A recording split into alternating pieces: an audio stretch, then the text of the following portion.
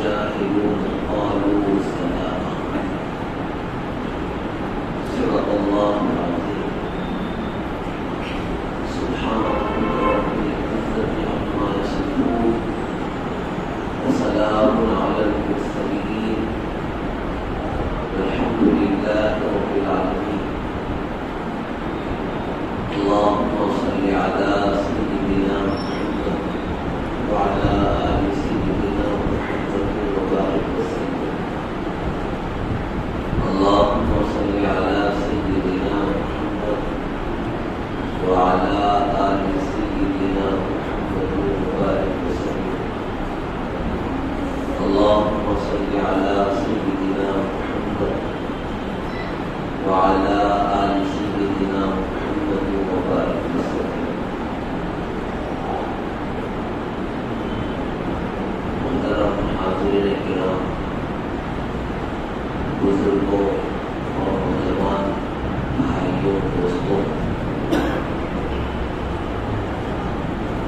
میں نے قرآن کریم کی ایک آیت کریمہ آپ کے سامنے تلاوت کی ہے، بلکہ آیت کریمہ کا ایک حصہ جس میں اللہ رب العالمین نے فرمایا وَإِذَا خَاطَبَهُمُ الْجَاهِلُونَ قَالُوا سَلَامًا،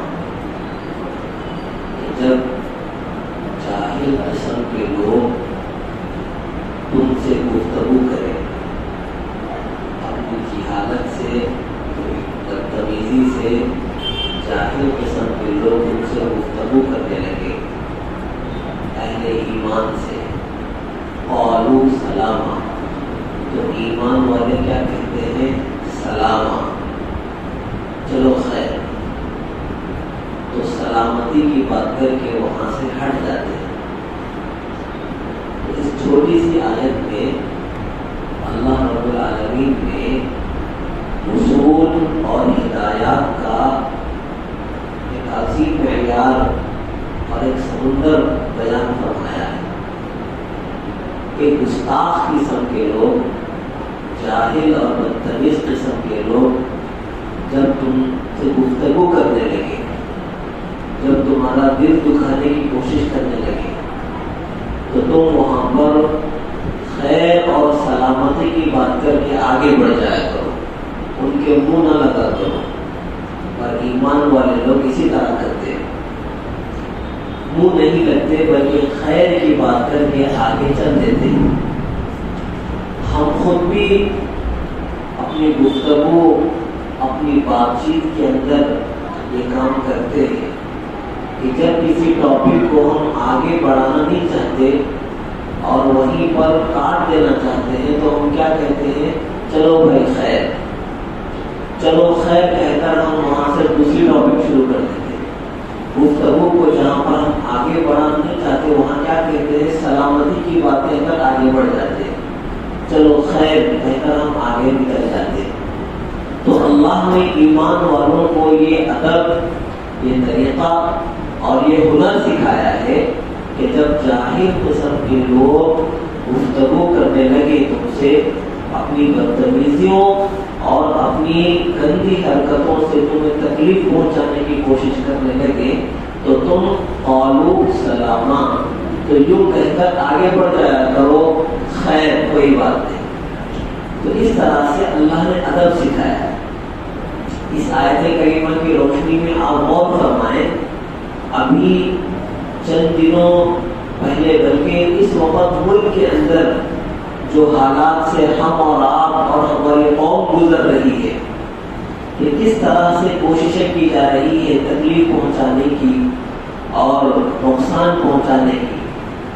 کبھی مسجد میں کچھ ڈال دیا جاتا ہے، کبھی مندر میں کچھ کروا کر پورے ہنگامہ کیا جاتا ہے، کبھی کچھ کیا جاتا ہے، کبھی کچھ کیا جاتا ہے، اور مختلف طریقوں سے اہل ایمان کے دلوں کو تکلیف پہنچانے کی کوشش کی جاتی ہے۔ یہاں تک کہ ابھی پچھلے دنوں اللہ کی شان میں گستاخی کرنے کی بھی بڑی کوششیں کی جا رہی تھی، بڑے پیمانے پر، اور بڑے بڑے دھرم سنسد قائم کر کر جو ہے اللہ کی شان میں گستاخی کرنے کی جرأتیں اور جسارتیں کی گئی، اور حضور پاک صلی اللہ علیہ وآلہ وسلم کی ذات مبارکہ پر کیچڑ اچھالنے اور گستاخی کی گندی حرکتیں کی گئی. ان سب کا مقصد کیا تھا؟ مقصد واضح ہے. مقصد واضح ہے کہ وہ اپنی ان حرکتوں سے اہل ایمان کو بھڑکانا چاہتے تھے اور بھڑکا کر کچھ ایسی غلطی کروانا چاہتے تھے کہ جس سے ان کا ووٹ بینک مضبوط ہو سکے، کہ کچھ ایسی غلطی کروائے کہ جو انتخابات جو ہے ہونے والے ہیں یو پی کے علاقوں میں، مختلف علاقوں میں جہاں انتخابات ہونے والے ہیں، ان علاقوں میں اسے بہانہ بنا کر جو ہے وہاں پر جو ہے اپنے انتخابات کو کامیاب کرنے کے لیے وہ موقع چاہتے تھے. لیکن تمام اہل ایمان نے اور تمام علماء کرام کی رہبری حاصل کر کے اس صورتحال کا جس طرح سے سامنا کیا تھا، پچھلے دنوں میں کیا صورتحال تھی اور اب کیا صورتحال ہے، بہت بڑا فرق ہے. پچھلے دنوں میں جس طرح کی گستاخیاں کی جا رہی تھی وہ ایک خاص مقصد کے لیے کی جا رہی تھی. وہ مقصد تھا کوئی موقع حاصل کرنا، ہم سے کوئی غلطی کروانا. لیکن ہم نے کوئی غلطی نہیں کی. ہم نے نہ توڑ پھوڑ کی روڈوں پر نکل کے، نہ ہم نے آگ لگائی روڈ پر نکل کے، نہ کسی بستی کو اجاڑا ہم نے، نہ کچھ غلطی کی، کچھ بھی ہم نے نہیں کیا. صرف ہم نے خاموشی کا سہارا لیا. ہم نے اپنے لبوں کو سی لیا، ہم خاموش رہے. سارے علماء ہمارے خاموش رہے.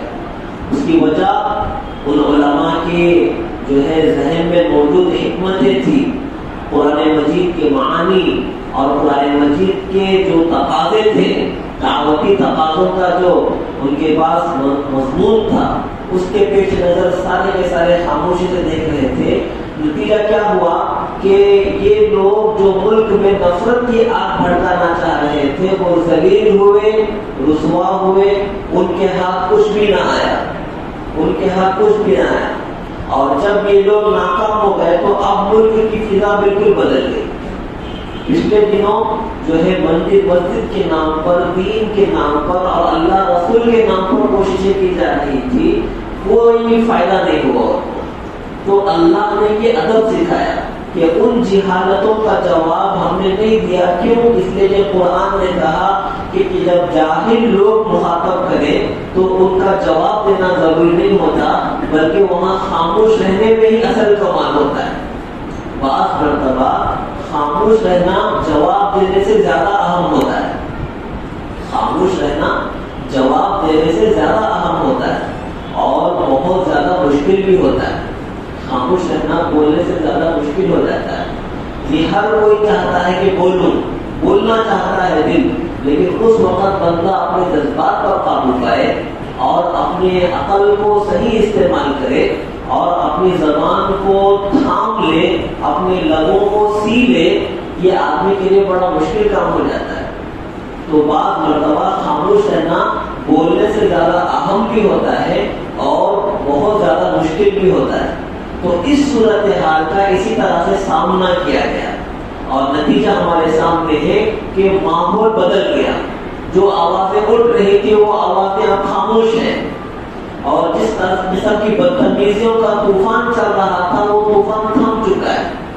تو اس طرح سے اللہ رب العالمین نے اس ایک چھوٹی سی آیت کریمہ میں یہ جو ہے ہنر اور یہ طریقہ خاص قسم کا اہل ایمان کو اللہ نے تعلیم دیا. وَإِذَا خَاطَبَهُمُ الْجَاهِلُونَ قَالُوا سَلَامًا، کہ جب بدتمیز قسم کے، جاہل قسم کے لوگ تمہیں تکلیف پہنچانے کے لیے گفتگو کرنا چاہتے ہو تو تمہیں چاہیے کہ ان کے جوابوں میں الجھنے کے بجائے تھوڑا خاموش ہو جایا کرو. قَالُوا سَلَامًا، سلامتی کی بات کہہ کر وہاں سے آگے بڑھ جایا کرو اور نتیجہ آپ کے سامنے بالکل واضح ہو جائے گا. اسلام کے سارے اخلاق کا نچوڑ اگر ہم دیکھیں گے تو وہ ایک چیز بنتی ہے، وہ ہے برداشت کرنا. سارے جو اخلاق کریمہ ہیں، نبی پاک صلی اللہ علیہ وآلہ وسلم کے جتنے اخلاق مبارکہ ہیں، ان سارے اخلاق کا نچوڑ اگر ہم کریں گے تو ایک چھوٹا سا لفظ ہمارے سامنے بنے گا، وہ ہے قوت برداشت، برداشت کرنے کے قوت۔ اسی کو شریعت کی زبان میں صبر کہا جاتا ہے، اسی کو صبر اور تحمل کہا جاتا ہے۔ تو یہ اللہ نے ہم کو تعلیم دی۔ ورنہ آپ اندازہ کریں کہ کوئی ایمان والا کتنا بھی گناہ گار ہو، کتنا بھی خطا کار ہو، لیکن اگر اس کے سامنے اللہ کی ذات کے بارے میں کوئی گستاخی کرے اور اس کے سامنے حضور پاک صلی اللہ علیہ وآلہ وسلم کی مبارک ذات کے اوپر حملہ کیا جائے اور وہ سنے، اس کا خون نہ کھولے، وہ اپنے سے باہر نہ ہو جائے اپنے آپے سے، یہ ممکن نہیں ہے۔ کوئی ایمان والا عملی اعتبار سے کتنا بھی کمزور ہو، کتنا بھی غلط کاموں میں وہ لگا ہوا ہو، اس کے دل کے کسی نہ کسی گوشے میں، کسی نہ کسی پہلو میں اور کسی نہ کسی کونے میں نبی کی سچی محبت چھپی ہوئی ہوتی ہے، اور جب اس کو چوٹ پہنچائی جاتی ہے تو وہ بھڑک اٹھتا ہے، وہ اپنے آپ میں قابو میں نہیں ہوتا۔ تو ایمان والا ہو اور اس کے سامنے نبی کی شان میں گستاخی کی جائے اور وہ اس کو آسانی سے برداشت کر لے، یہ ممکن نہیں ہے۔ اور اگر کوئی آسانی سے اسے چھو کر وہ بات نکل جاتی ہے اور اس کی شخصیت پر اثر نہیں ہوتا، تو اس کا معنی یہ ہے کہ اس کا ایمان سلامت نہیں ہے، اس کا ایمان صحیح نہیں ہے۔ تو اس کے باوجود تو اللہ حضور پاک علیہ السلام کی ذات مبارکہ میں جو ہے گستاخی کرنا، یہ ایمان والوں کے لیے بہت بڑا جو ہے صبر آزما وقت ہوتا ہے، بہت مشکل کا وقت ہوتا ہے۔ علماء نے واقعہ بیان کیا کہ شاعروں میں ایک بہت بڑے شاعر اختر نام سے تھے، تو ان کی مجلس لگی ہوئی تھی، اپنے ساتھیوں کے ساتھ وہ بیٹھے ہوئے تھے شاگردوں کے ساتھ، اور خوب شراب کباب کی محفلیں تھی، شاعروں کا جو کام ہی ہوتا ہے خوب پینا، تو خوب شراب کباب کی محفل تھی اور پورے نشے میں ٹل ہو گئے تھے۔ اور اس محفل میں جو شاگرد تھے وہ اپنے استاد اختر کے سامنے ایک ایک کر کے شاعروں کا نام پیش کر رہے تھے، اور وہ جو ہے ان کے اوپر اپنی رائے دے رہا تھا، وہ شاعر ان کے اوپر اپنی رائے دے رہا تھا کہ وہ ایسا ہے، وہ ایسا ہے، سب کے اندر کیڑے نکال رہے تھے، سب کے عیب بیان کیے جا رہے تھے، ایک کے بعد ایک نام لیے جا رہے ہیں۔ ہم خود بھی کبھی کبھی اوور کانفیڈنس میں ہو جاتے ہیں ہم لوگ، تو اپنے سامنے کسی کو کچھ سمجھتے ہی نہیں۔ جب کبھی ہم تھوڑا زیادہ خوش ہو جاتے ہیں یا کسی کوئی چیز ہمیں حاصل ہو جاتی ہے تو ہم ساتویں آسمان پر خود کو محسوس کرتے ہیں اور اپنے مقابلے میں کسی کو کچھ نہیں سمجھتے۔ اب جس کی بھی بات آ جائے اس پر کچھ نہ کچھ کہہ کر ہم اسے ہٹا دیتے ہیں، وہ کس کام کا ہے، وہ تو ایسا ہے، یہ کس کام کا ہے، یہ تو ایسا ہے۔ اس طرح ہمارے یہاں بھی ہوتا ہے۔ تو وہ بھی خوب نشے میں مست تھے۔ اب جب جس شاعر کا بھی نام لیا جاتا تھا ان کے سامنے تو وہ فوراً کچھ نہ کچھ جو ہے اس کا ہلکا پن بتا کر اس کو انکار کر دیتے تھے، ریجیکٹ کر دیتے تھے۔ اب کہنے والوں میں سے کہتے کہتے ایک کے بعد ایک کا نام لیتے لیتے اچانک اس نے کہا کہ محمد صلی اللہ علیہ وآلہ وسلم کے بارے میں آپ کا کیا خیال ہے؟ تو جیسے ہی حضور پاک صلی اللہ علیہ وسلم کا مبارک اور پاکیزہ نام اس مجلس میں اس نے لیا تو فوراً جو ہے یہ جو شاعر تھے استاد اختر نامی، تو ان کے جسم کے اندر ایک عجیب سی غصے والی کپکپاہٹ پیدا ہو گئی، ایک عجیب سی بے چینی اور ایک عجیب سا جو ہے غصہ ان کے اندر بالکل بھر گئے غصے سے وہ، اور جو پیالہ ان کے ہاتھ میں تھا اس پیالے کو ہی ان کے سر پر پٹکا کہنے والے کے اوپر، اور غصے سے یہ کہہ پڑے کہ تمہاری ہمت کیسے ہوئی، تمہاری جرأت کیسے ہوئی کہ اس ناپاک محفل میں اس مبارک نام کو لینے کی، تمہاری ہمت اور جرأت کیسے ہوئی کہ اتنی ناپاک اس مجلس کے اندر حضور پاک علیہ السلام کا یہ مبارک نام لینے کی ہمت کیسے ہوئی تمہاری۔ تو دیکھیں وہ کوئی اللہ والوں کی مجلس تو تھی نہیں، وہ شرابیوں کی مجلس تھی اور لوگ شراب پی کر نشے میں ٹول تھے، لیکن اس صورتحال کے اندر بھی آدمی کے دل کے اندر کسی نہ کسی جگہ پر حضور پاک علیہ السلام کے لیے محبت بسی ہوئی تھی، نبی کے لیے سچے جذبات وہاں پر بسے ہوئے تھے. تو جیسے ہی اس کو چھیڑا گیا, جیسے ہی اس کو دھچکا لگا تو فوراً آ کے بے قابو ہو گیا اور بہت غصہ اور بے پناہ جو ہے سختی سے جو ہے ڈانٹ ڈپٹ کر دیا اور اپنے غصے کا اظہار کر دیا. تو یہ ہر ایمان والے کے ساتھ یہ صورتحال ہوتی ہے. ایمان والا چاہے کتنا کمزور ہو لیکن اس کے دل میں اللہ اور اس کے رسول کے لیے کسی نہ کسی جگہ پر سچی محبت چھپی ہوئی ہوتی ہے.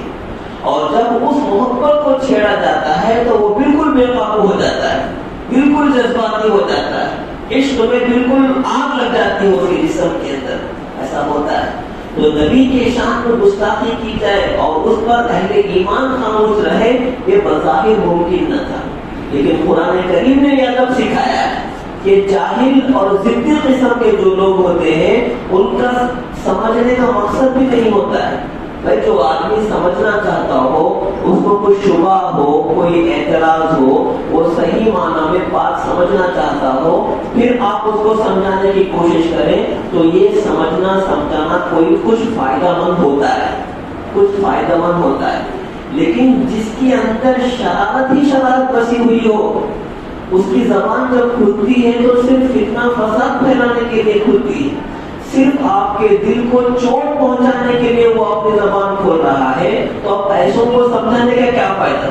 اس کی نیت تو سمجھنے کی ہے نہیں, اس کی نیت تو صرف جو ہے فرقہ واریت کو جو ہے بڑھاوا دینا, نفرتوں کی سوداگری کرنا اس کا کام ہے. تو ایسے لوگوں کو سمجھاتے ہیں آپ بیٹھیں گے تو کوئی فائدہ آپ کو حاصل ہونے والا نہیں ہوگا.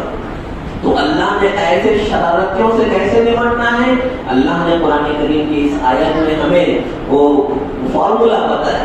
فرمایا اذا خاطبهم الجاہلون, کہ جب جاہل قسم کے لوگ تم سے مخاطب ہوں, قالوا سلاما, خیر ہو یہ کہہ کر آگے چل دو, خیر ہو کہہ کر آگے چل دو. ان کے منہ لگنے کی ضرورت نہیں ہے, ان کا کوئی مقام نہیں ہے, ان کا کوئی مرتبہ نہیں ہے, ان کی کوئی حیثیت نہیں ہے کہ آپ ان کو سمجھاتے بیٹھیں, آپ ان کو اہمیت دیں, آپ ان کو احترام کی نظر سے دیکھیں. وہ اس لائق کے نہیں ہوتے. جن کے دلوں میں خلوص ہوتا ہے, سچائی ہوتی ہے, وہ تو اس قابل ہوتے ہیں کہ ان کے اوپر آپ محنت کرو, ان کے لیے آپ اپنا قیمتی وقت دو. لیکن جن کے اندر شرارت ہی شرارت, جس کی بے چین فطرت ہے, مقصد ہی اس کا ٹھیک نہیں ہے, تو ایسوں کو سمجھانے کا کوئی فائدہ نہیں ہوتا. تو اسی لیے قرآن کریم نے یہ ادب بھی سکھایا ہے اور اس کا نتیجہ بھی ہم نے اپنی آنکھوں سے دیکھا ہے. ملک میں پچھلے دنوں جس طرح کی طوفان بدتمیزی عام کی جا رہی تھی, گستاخیوں کا جو سیلاب بہ رہا تھا, اچانک سے وہ تھم گیا اور صورتحال بالکل سے بدل گئی. تو یہ ایک اہم چیز ہوتی ہے صبر اور تحمل. حدیث میں نبی کریم صلی اللہ علیہ وآلہ وسلم نے فرمایا ان عظم الجزاء مع عظم البلاء, کہ سب سے بڑا اجر و ثواب سب سے بڑی آزمائش کے ساتھ ہوتا ہے. سب سے بڑا ثواب آپ کو چاہیے تو بدلے میں سب سے بڑی آزمائش سے آپ کو گزرنا پڑے گا. آزمائش سے آپ جتنی بڑی آزمائش سے آپ گزریں گے, اللہ کے یہاں اتنا بڑا ثواب آپ کو ملے گا. ان عظم الجزاء مع عظم البلاء, کہ سب سے بڑا ثواب اور بدلہ اللہ کے یہاں سب سے بڑی آزمائش کے ساتھ ہے. جتنی بڑی آزمائش میں آپ ڈالے جاؤ گے اتنا ہی بڑا بدلہ آپ کو اللہ کے یہاں ملے گا. نبی نے فرمایا ان اللہ تعالی عز وجل اذا احب قوما فابتلاهم, کہ اللہ رب العالمین جب دنیا میں کسی قوم سے محبت فرماتے ہیں تو ان کو آزمائش کے حوالے کر دیتے ہیں. جب کسی سے محبت فرماتے ہیں تو ان کو آزمائشوں کے حوالے کر دیتے ہیں. اس لیے کہ محبت امتحان کو چاہتی ہے, محبت امتحان کو چاہتی ہے. امتحان میں اگر آپ پکے اور کھڑے نکلے تو یہ محبت اللہ کے یہاں قابل قبول ہوتی ہے. اور اگر امتحان میں آپ ناکام ہو گئے اور آپ نے ہمت ہار دی تو پھر اللہ کی نگاہوں میں آپ اپنا مقام کھو دو گے, آپ کا مقام ختم ہو جائے گا. تو فرمایا اذا احب قوما, جب کسی قوم سے محبت فرماتے ہیں تو ابتلاهم, اللہ اس قوم کو آزمائشوں کے حوالے کر دیتے ہیں. فمن رضی, جو کوئی ان آزمائشوں پر راضی ہوتا ہے, فلہ الرضا, تو اس کے حصے میں اللہ کی رضامندی ہوتی ہے. جو کوئی اس آزمائش پر راضی ہو جاتا ہے تو اللہ کی جانب سے اس کے لیے رضامندی کا پروانہ جاری ہو جاتا ہے. ومن سخط، اور جو کوئی ناراض ہو جاتا ہے فلاح السخط، تو اس کے لیے اللہ کی ناراضگی اس کے حصے میں آ جاتی ہے. اللہ کی ناراضگی اس کے حصے میں آ جاتی ہے. نبی کریم صلی اللہ علیہ وآلہ وسلم نے ایک اور حدیث میں فرمایا ما اعطی احد عطاء خیرا واوسع من الصبر، کہ کسی بھی انسان کو جو ہے ایسی چیز نہیں عطا کی گئی جو صبر سے زیادہ بہتر ہو. معلوم ہوا کہ دنیا کے انعامات میں سب سے بڑا انعام اور سب سے بڑی طاقت جو انسان کو ملی ہے وہ صبر کی طاقت ہے، صبر اور تحمل کی طاقت ہے. کہ قوت برداشت آدمی کی، برداشت کرنے کی جو قوت اور مادہ ہوتا ہے، یہ دنیا کی طاقتوں میں سب سے بڑی طاقت ہے. اور جو کوئی اس طاقت کو اپنے اندر بسائے تو وہ دنیا کو فتح کر سکتا ہے، وہ دنیا کو فتح کر سکتا ہے. پہاڑ بھی اس کے لیے راستہ دے دیں گے، پہاڑ بھی اس کا راستہ چھوڑ دیں گے، کوئی اس کے سامنے رکاوٹ نہیں بن سکتا. صحابہ کرام رضوان اللہ تعالی علیہم اجمعین کے واقعات، ان کی زندگیاں ہمارے لیے نشان راہ ہے کہ کس طرح کے حالات ایمان اور اسلام کے نتیجے میں ان کے اوپر آئے ہیں، اور انہوں نے کیسے صبر اور استقامت کے ساتھ ان حالات کا سامنا کیا، ان حالات کو فیس کیا. حضرت عبداللہ بن حذیفہ رضی اللہ تعالی عنہ کے بارے میں نقل کیا گیا کہ دشمنوں نے پکڑ لیا ان کو، وہ دشمنوں کے جو ہے پکڑ میں آ گئے. رومی بادشاہ نے ان سے کہا کہ اسلام کو چھوڑ دو اور عیسائی بن جاؤ، اسلام کو چھوڑو اور میرے ہمنوا بن جاؤ، عیسائی بن جاؤ، میں تمہیں اپنی حکومت کا حصہ بھی دوں گا اور اپنی لڑکی سے تمہاری شادی بھی کراؤں گا، اپنی بیٹی سے تمہاری شادی بھی کراؤں گا اور اپنی حکومت سے حصہ بھی دوں گا تم کو میں، لیکن شرط میری یہ ہے کہ تم اسلام کو چھوڑ دو اور عیسائی بن جاؤ اور اپنے آپ کو میرے حوالے کرو مکمل طور پر. حضرت عبداللہ بن حذیفہ رضی اللہ تعالیٰ عنہ کا جواب کیا دیا؟ اگر ہم میں سے کوئی ہوتا اور کوئی منسٹر یا کوئی پارٹی لیڈر ہم سے کہتا کہ تم اپنے ایمان کا سودا کرو، میں تمہیں پارٹی کی طرف سے سیٹ دوں گا، میں تمہیں اپنی پارٹی کا ٹکٹ دوں گا، میں تمہیں یہ کرسی دوں گا، میں تمہیں وہ کرسی دوں گا، اگر ہمیں اگر کوئی دنیا میں اس طرح کی جو ہے موقع مل جائے تو ہمارا سنبھل پانا مشکل ہوگا، ہمارا اپنے ایمان کو بچا لینا اور ہمارا اس سودے سے پیچھے ہٹ جانا ہمارا مشکل ہو سکتا ہے. لیکن وہ صحابی رسول تھے. حضرت عبداللہ بن حذیفہ رضی اللہ تعالیٰ عنہ نے کیا کہا؟ اگر کوئی مجھے پوری دنیا کی بھی سلطنت دے دے، اگر کوئی مجھے پوری دنیا کی بھی سلطنت دے دے، تب بھی میں ایک لمحے بھر کے لیے جتنا وقت آنکھ پلک جھپکنے میں لگتا ہے اتنے وقت کے لیے بھی میں اپنے نبی کو نہیں چھوڑ سکتا، میں اپنے ایمان کا سودا نہیں کر سکتا ایک لمحے کے لیے، بلکہ لمحے کے حصے کے لیے بھی میں اپنے ایمان کا سودا نہیں کر سکتا. تو بادشاہ نے کیا کیا؟ آگ دہکائی، کڑھائی چڑھائی، تیل کو کھولایا اس کے اندر، اور حضرت عبداللہ بن حذیفہ رضی اللہ تعالیٰ عنہ کی آنکھوں کے سامنے ان کے دو ساتھیوں کو اس تیل کے اندر جو ہے جھلسا دیا. دیکھتے ہی دیکھتے وہ دونوں جو ہے اس گرم تیل کے اندر جھلس گئے، کباب بن گئے، اور اس کے بعد ان کو بھی ڈالنے کے لیے جو ہے لے جا رہے تھے اس تیل کے حوالے. اور اس وقت میں حضرت عبداللہ بن حذیفہ رضی اللہ تعالیٰ عنہ کی آنکھوں سے آنسو جاری تھے، وہ رو رہے تھے. بادشاہ نے سمجھا شاید اس کا دل نرم پڑ گیا ہے اور یہ اب پیچھے ہٹنے کے لیے تیار ہے اسلام سے. تو بادشاہ نے پوچھا کہ کیا خیال ہے اب تمہارا، تم رو رہے ہو کیوں؟ تو حضرت عبداللہ بن حذیفہ رضی اللہ تعالیٰ عنہ نے فرمایا کہ میرا یہ رونا، میری آنکھوں سے ان آنسوؤں کا بہنا، یہ اسلام پر افسوس کے لیے نہیں ہے، یہ اس بات کے لیے نہیں ہے کہ مجھے اسلام پر افسوس ہے یا میں پیچھے ہٹنے والا ہوں. میرا یہ رونا اس غم اور اس تکلیف میں ہے کہ میرے پاس صرف ایک جان ہے، اس ایک جان کو میں اللہ کے حوالے کر رہا ہوں. کاش میرے جسم کے اندر جتنے بال ہیں اتنی جانیں میرے پاس ہوتی اور ہر جان کو میں اللہ کے لیے قربان کر دیتا تو اس میں میرے لیے زیادہ خوشی ہوتی.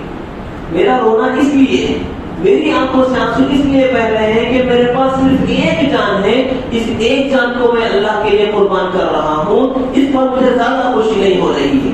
کاش کہ میرے پاس ہزاروں جانیں ہوتی اور ساری جانوں کو میں اللہ کے لیے قربان کر دیتا تو یہ میرے لیے زیادہ خوشی کا باعث ہوتا۔ یہ جذبات دیکھے صحابہ کرام کے، کیسے جذبات تھے ان صحابہ کرام کے اپنے ایمان کے تعلق سے۔ تو ضرورت ہے آج کے ماحول میں، آج کی صورتحال میں کہ ہم اپنے ایمان کی قدر پہچانیں۔ اس دنیا کی کوئی طاقت، کوئی حکومت، کوئی سلطنت اور کوئی خزانہ ہمارے ایمان کی برابری نہیں کر سکتا۔ ایمان اس دنیا میں سب سے قیمتی دولت ہے۔ ایمان اس دنیا کی سب سے قیمتی دولت ہے کہ ساری کائنات کو جوڑ کر بھی ایمان کی برابری نہیں کی جا سکتی۔